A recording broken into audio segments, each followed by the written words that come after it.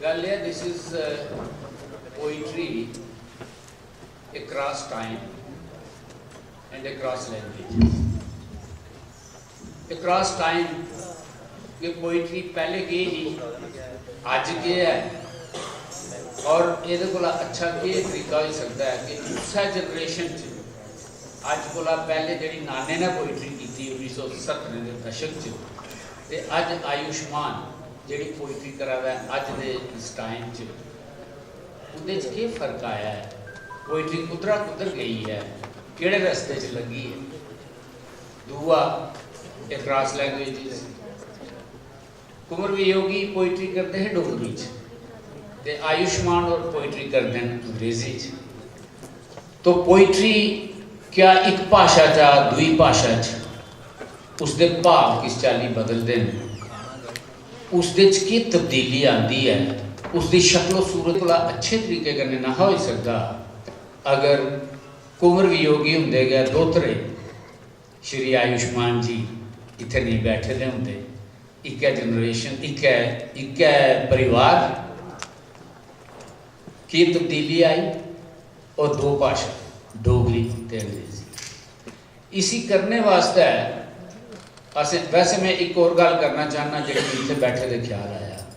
Kunwar Viyogi trust ना बड़े नवे किस्म दियां इनोवेशनस सोचदियां और कुंवर वियोगी ट्रस्ट ते सोची ट्रस्ट आपू नहीं सोची सकता, ट्रस्ट च कोई सोचता है और वो सोचती हैं पूनम जम्वाल।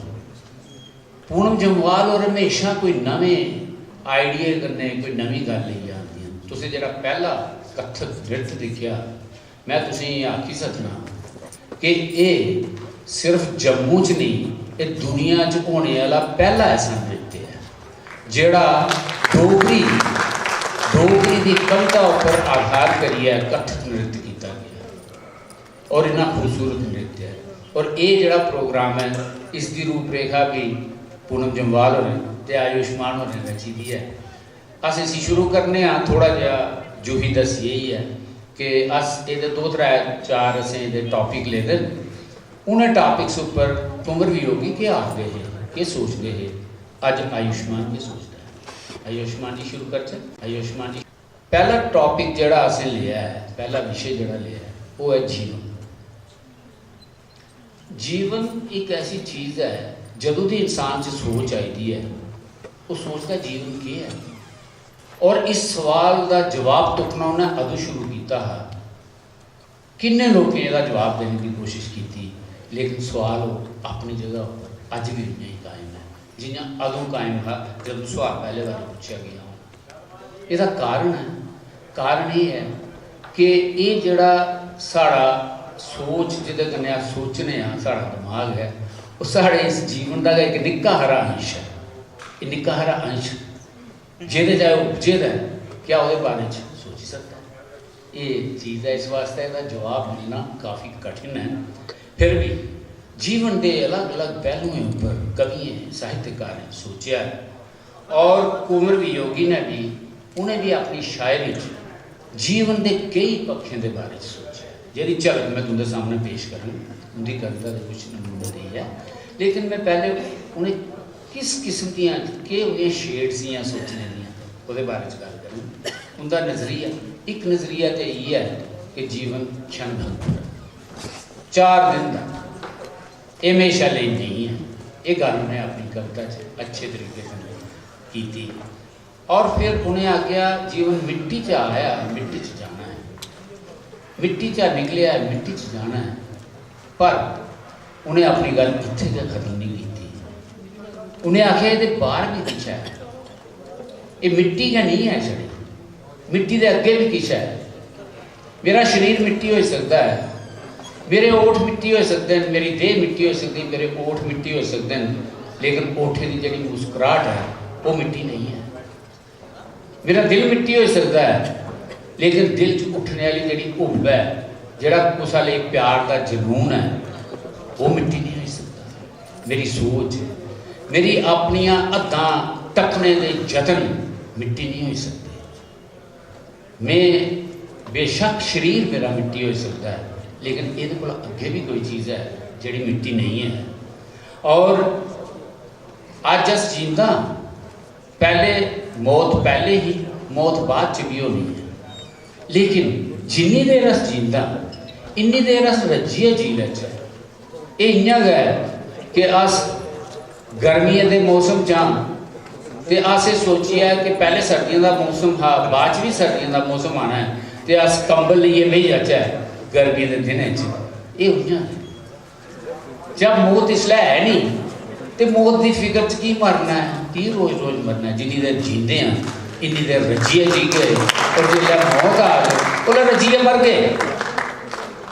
कोशिश कर रहे हसिया जीत्या तो हसिया मर गए, हसिया नहीं मरना है थोड़ा जहा रोइए मर लगे, लेकिन जिला मौत आ तो लग जाएगा।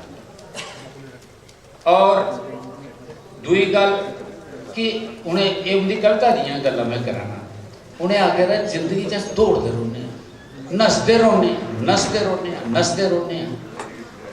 जिसलै मौत सामने खड़ी आई जाती है तो अस सोचने असी पता नहीं लगता अस कहते लिए दौड़ा दे, अस किस परपज लिए दौड़ा दे, अस कुत्थे दौड़ा दे।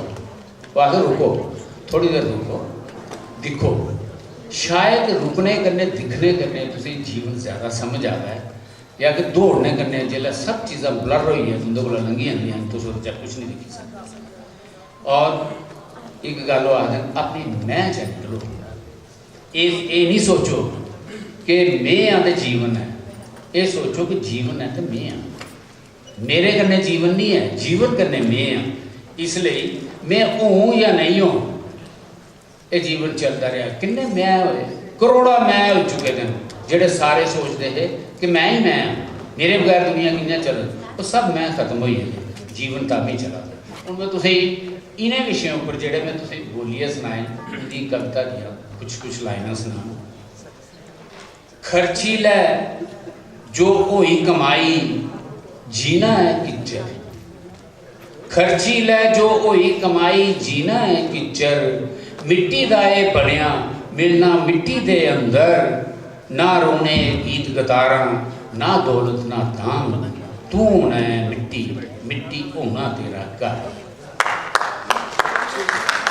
तो जिंदगी की शिद्दत के जज्बे करने जीने की गल ही ये, जो भी आया उसने जाना, पूरा होना चक्कर थोड़े आसे किश खुंदक भी बिंदक माल ते जर, उसके बाद ना सूरज लपना ना लपने ए तारे, ते कल मुए नेरे अंदर कंबना थर थर कर। की पाई दी सोचो लोगो संकोची बुनतर, क्या डर पै भी तुसें की खंदा, के होई गड़बड़ एक दिन मौत है आनी गया जद, क्या मरदे तुस रोज, एक दिन मौत ते आनी गया जद, क्या मरदे तुस रोज, डर पै मना चा कड्डो तां गै बंदा अंडर कर। छड़ी खिदच जन मेद ए पाती अपने गै चक्कर, छली छली करी दूने कर दी इरदे दे गुब्बर, जलदा पुजदा मरु थले विच मानू चलदा जंदा, खिदच दी दूरी दूर नहीं हुंदी मेद नहीं बढ़ती कर। जीवन के है अति स्वामी पर पेचीदा जीवन दी पुंतर, गिनदे गिनदे मुक्ता जीवन मुक्ति नहीं गिनतर, गिनदे गिनदे मूड मत में गिनतर भुली जाना, तामें मुड़िए बुनतर लईए गिनना एदे घर। इत्थे घर का मतलब वो जानते जेडे स्वैटर बुनते, जेडे सोचते कि होना है वो जानन जे मर, जेडे सोचते कि होना है वो जानन जे मर, उनके बिना फिकियां चलना सृष्टि का चक्कर, उनके हड्डन कीड़े खा दे वक्त बड़ा बलवान, सृष्टि चलती रोंदी होंदे कबरां घर।